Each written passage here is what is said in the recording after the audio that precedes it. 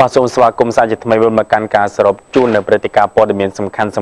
ម្រាប់ថ្ងៃនេះហើយនឹងជូននៅព្រឹត្តិការណ៍ព័ត៌មានមួយចំនួនទៀតដែលយើងទើបតែទទួលបានផ្ដើមជាដំបូងបាទយើងខ្ញុំសូមជូននៅព្រឹត្តិការណ៍ព័ត៌មានដែលយើងទើបតែទទួលបានគឺក្រុមប្រឹក្សាធម្មនុញ្ញបានសម្រេចឲ្យកោជបបើកកញ្ចប់សវត្ថិភាពក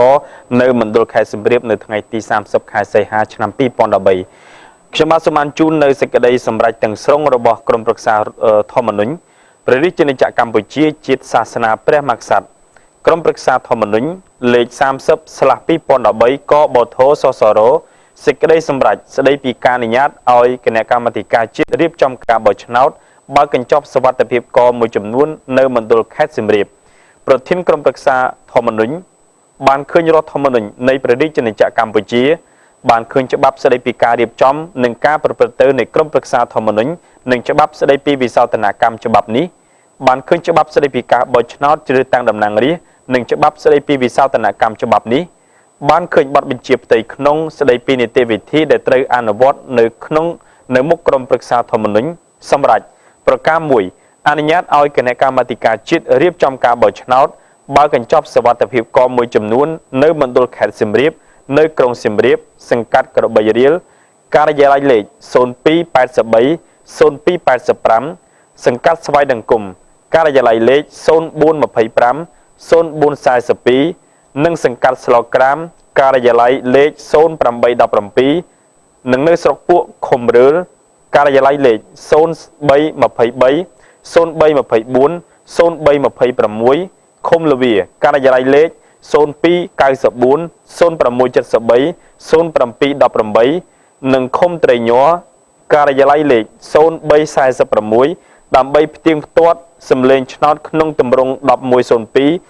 1108និងក្រដាស់កត់ត្រាសម្លេងឆ្នោតប្រការ2ការបើកកញ្ចប់សវត្ថិភាពកខាងលើត្រូវធ្វើនៅទីស្តីការគណៈកម្មាធិការជាតិរៀបចំការបោះឆ្នោតនាថ្ងៃសុក្រទី30ខែសីហាឆ្នាំ2013វេលាម៉ោង8ព្រឹកគណៈកម្មាធិការជាតិរៀបចំការបោះឆ្នោតត្រូវបំពេញភារកិច្ចស្របតាមច្បាប់កំណត់និងធ្វើកំណត់ហេតុនៃការបើកកញ្ចប់សវត្ថិភាពខាងលើនេះប្រការ3ក្រុមប្រឹក្សាធម្មនុញ្ញនឹងចាត់តំណាងឲ្យទៅចូលរួមស្រាវជ្រាវស៊ើបអង្កេតរាជធានីភ្នំពេញថ្ងៃទី28ខែសីហាឆ្នាំ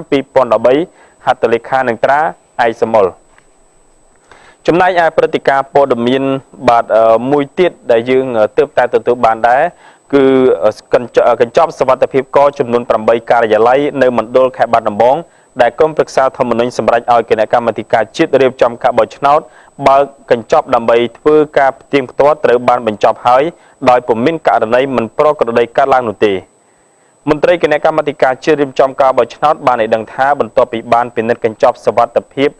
ទាំង8ការិយាល័យរួចគឺពុំមានកញ្ចប់សវត្ថិភាពណាមួយមិនប្រក្រតីនោះទេប៉ុន្តែលទ្ធផលយ៉ាងណានោះក្រុមប្រឹក្សាធម្មនុញ្ញជាអ្នកសម្រេចលោកអ៊ុតឈុនសមាជិកក្រុមប្រឹក្សាធម្មនុញ្ញនិងជាអ្នកនាំពាក្យក្រុមប្រឹក្សាធម្មនុញ្ញបាននិយាយប្រាប់អ្នកកាសែតបន្ទាប់ពីពិនិត្យកញ្ចប់សវត្ថិភាពកចំនួន8ការិយាល័យនៅមណ្ឌលខេត្តបាត់ដំបងថាក្រុមប្រឹក្សាធម្មនុញ្ញនឹងយកកិច្ចការនេះទៅពិនិត្យនិងពិចារណាមើលនិងសម្រេចតាមរូបភាពតុលាការក្រុមប្រឹក្សាធម្មនុញ្ញនឹងយកកិច្ចការនេះទៅជំរះតាមផ្លូវច្បាប់គឺធ្វើសវនកម្មក្រុមប្រឹក្សាធម្មនុញ្ញកំពុងតែវិភាគនិងដាក់កម្មវិធីធ្វើយ៉ាងណាមិនឲ្យលើសពីច្បាប់បានកំណត់ទេគឺមិនឲ្យលើសថ្ងៃទី8ខែកញ្ញាឆ្នាំ2013ដែលកោជបត្រូវប្រកាសលទ្ធផលឆ្នោតផ្លូវការលោកអ៊ុតឈុនបានមានប្រសាសន៍បន្តថាក្រុមប្រឹក្សាធម្មនុញ្ញអនុវត្តទៅតាម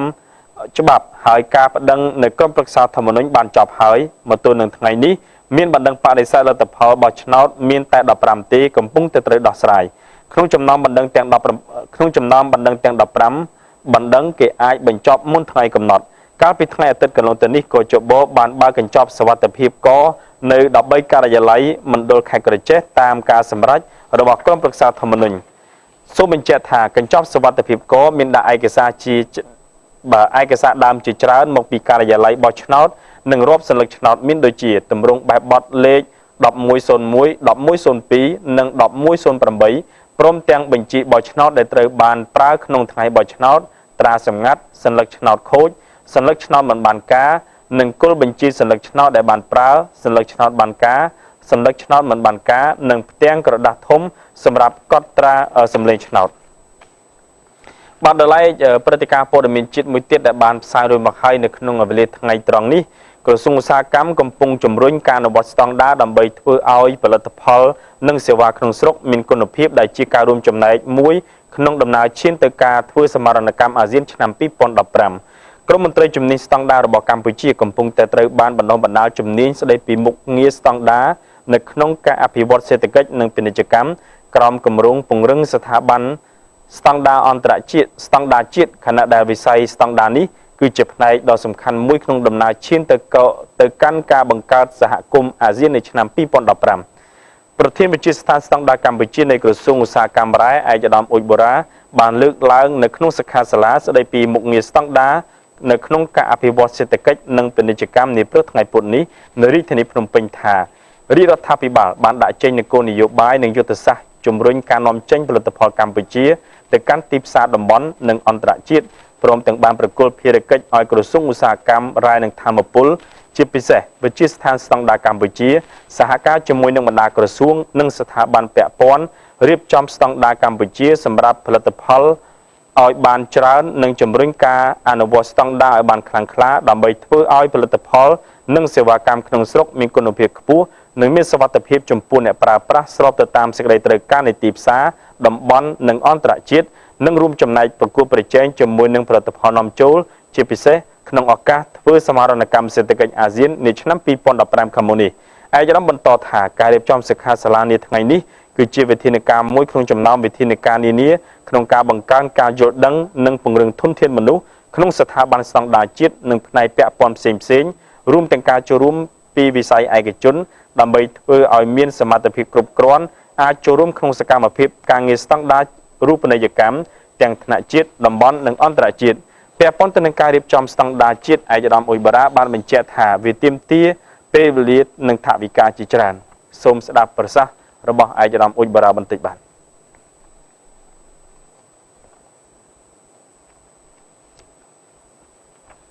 សូមអធិស្ឋានបាទពីសំណាក់លោកនាងផងបាទឯកឧត្តមបានបន្ថែមថាដោយសារតែប្រទេសកម្ពុជាជាសមាជិករបស់អង្គការពាណិជ្ជកម្មពិភពលោកហើយនេះកម្ពុជាមានកាតព្វកិច្ចអនុវត្តកិច្ចព្រមព្រៀងចំនួន2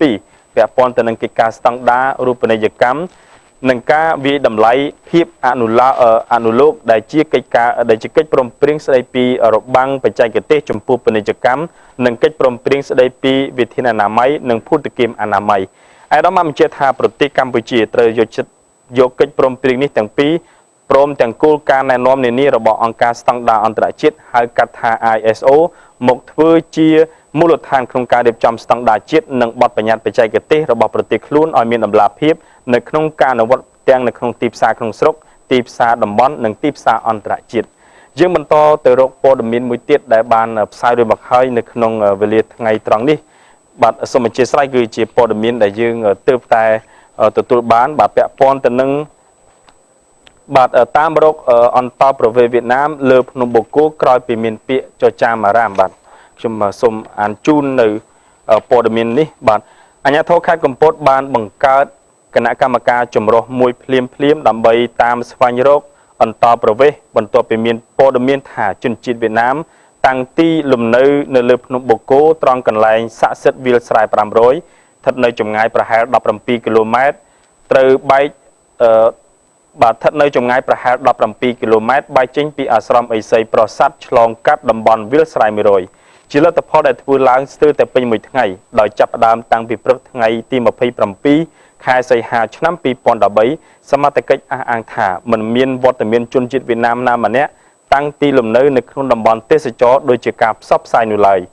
បន្ទាប់ពីបំពេញកិច្ចការរៀបរាល់លោកវរៈសេនីយ៍ឯកជាវសមិទ្ធស្នងការរងទទួលបន្ទុកការិយាល័យកណ្ដាលប្រឆាំងភេរវកម្មនៃស្នងការដ្ឋាននគរបាលខេត្តកំពតបានមានប្រសាសន៍ថាផ្អែកតាមពាក្យចចាមអារាមដែលកើតឡើងនាពេលថ្មីស្ដីអំពីវត្តមានជនជាតិវៀតណាមតាំងទីលំនៅនៅលើភ្នំបូកគោត្រង់តំបន់ស័ក្តិសិទ្ធិវាលស្រែ500ឯកឧត្តមខុយគុនហួរអភិបាលខេត្តកំពតបានបង្កើតគណៈកម្មការមួយដោយមានផ្នែកពាក់ព័ន្ធនានាចូលរួមដូចជាស្នងការដ្ឋាននគរបាលខេត្តមន្ទីរធម្មការមន្ទីរវប្បធម៌មន្ទីរទេសចរមន្ទីរបរិស្ថានអាជ្ញាធរដែនដីដើម្បីដំណើរការស៊ើបអង្កេតលើករណីនេះគណៈកម្មការបានដំណើរការចុះរករកផ្ទាល់ដល់កន្លែងសង្ស័យនៅព្រឹកថ្ងៃទី27ខែសីហាឆ្នាំ2013 តែរកមិនឃើញមានជនជាតិវៀតណាមណាម្នាក់នៅតំបន់នោះទេលោកវិរៈសេនីឯកបានបន្តថាអ្វីដែលបានប្រទះឃើញនៅចំណុចនោះគឺមានការសង់បន្ទប់ទឹកបន្ទប់អនាម័យនិងមានភ្នូរសពបុរាណនិងរូងនាគអមដោយធូបទៀនផ្កាភ្ញីបន្សល់ទុកពីសំណាក់ដែលមានជំនឿថ្វាយបូជាពេលទៅលេងកម្សាន្តព្រោះតំបន់នោះពិសេសត្រង់ចំណុចរូងនាគត្រូវបានគេជឿថាជាទីស័ក្តិសិទ្ធិបើអ្នកណាបានទៅដល់នឹងនាំឲ្យមានលាភសំណាងជំវិញបញ្ហានេះនៅរសៀលថ្ងៃទី27ខែសីហាឆ្នាំ2013លោកស្វាយវុធីតំណាងក្រុមហ៊ុនសុខាអូតែលបានបំភ្លឺថាកន្លែងទេសចរនេះមានគ្រប់ជនជាតិចូលកម្សាន្តដូចជាវៀតណាមកូរ៉េជប៉ុនចិនថៃព្រមទាំងភ្ញៀវអឺរ៉ុបជាច្រើនជាសាសទៀតសូម្បីខ្មែរក្នុងស្រុកមួយចំនួនក៏បានមកដែរព្រោះចំណុចសំខាន់មួយគឺក្នុងរូងភ្នំមានសំណាក់សត្វនាគហើយអ្នកដែលចូលដល់តែងតែអុជធូបសុំសេចក្តីសុខពិសេសអ្នកដែលមានជំនឿស៊ប់គេថាកាលណាបើបានមកដល់កន្លែងដ៏ពិសិដ្ឋមួយនេះពិតជាបាត់អស់នៅភាពឧបទ្រពចង្រៃទាំងឡាយនិងមានឫទ្ធិអំណាចពីព្រោះបានចូលដល់រូងនាគដល់ឡៃភ្នំមួយនៅផ្នែកខាងក្រៅក៏ត្រូវបានអ្នកទេសចរទាំងឡាយគោរពបូជាផងដែរព្រោះគេដឹងតគ្នាថាជាភ្នោបុព្វបុរសព្រោះតែនៅទីនេះជាកន្លែងកំសាន្តទាំងបែបធម្មជាតិទាំងបែបប្រវត្តិសាស្ត្រនោះហើយទើបកំណើនភ្ញៀវទេសចរមានសន្ទុះខ្លាំងឡើងតម្រូវធ្វើឲ្យក្រុមហ៊ុនដាក់សន្តិសុខប្រចាំការនិងឈានដល់ដាក់ការសង់ជាបន្ទប់ទឹកជាបន្ទប់អនាម័យសម្រាប់ប្រើប្រាស់ពីព្រោះមុននឹងបានចូលទស្សនាគឺភ្ញៀវត្រូវទិញសម្បត្តិពីក្រុមហ៊ុនលោកតំណាងក្រុមហ៊ុនបញ្ជាក់ទៀតថាព្រោះតែការស្ថាបនាផ្លូវមិនទាន់បានដល់តំបន់កំសាន្តនេះម្យ៉ាងភាគច្រើនចូលចិត្តភ្ញៀវចូលចិត្តធ្វើដំណើរថ្មើរជើងផងភ្ញៀវខ្លះខកពេលត្រឡប់ទៅវិញអាចអនុញ្ញាតឲ្យសម្រាប់មួយយប់តែមិនអាចលើសពីរយៈពេលនេះទេហើយមានសន្តិសុខយាមកាមត្រឹមត្រូវដូច្នេះសូមបដិសេធចំពោះការនិយាយថាមានជនជាតិវៀតណាមឬជនអន្តោប្រវេសន៍ណាមួយមកតាំងទីលំនៅនៅបរិវេណតំបន់ស័ក្តិសិទ្ធិវាលស្រែ500នោះដល់ឡែកតំណាងរដ្ឋបាលខេត្តកំពតលោកសឹមវុធានៅព្រឹកថ្ងៃទី28ខែសីហាបានបំភ្លឺជុំវិញហេតុការណ៍កំពុងក្តៅកគុកនេះថាភ្នំបូកគោស្ថិតនៅក្នុងអធិបតេយ្យភាពនៃព្រះរាជាណាចក្រកម្ពុជាហើយត្រូវបានកំណត់ជាឧទ្យានជាតិដោយព្រះរាជក្រឹត្យក្រោយមកក៏មានការវិនិយោគដើម្បីកិត្យានុភាពផ្នែកសេដ្ឋកិច្ចពីតំបន់ឧទ្យានជាតិនេះដោយផ្ដល់ការងារជូនពលកររកប្រាក់ចំណូលតាមរយៈការសាងសង់គ្រប់ហេដ្ឋារចនាសម្ព័ន្ធបំណងតាក់ទាញភ្ញៀវទេសចរជាតិនិងអន្តរជាតិស្រាប់តែថ្មីនេះមានបណ្ដាញព័ត៌មានវិទ្យុនៅក្រៅប្រទេសនិយាយភាសាខ្មែរ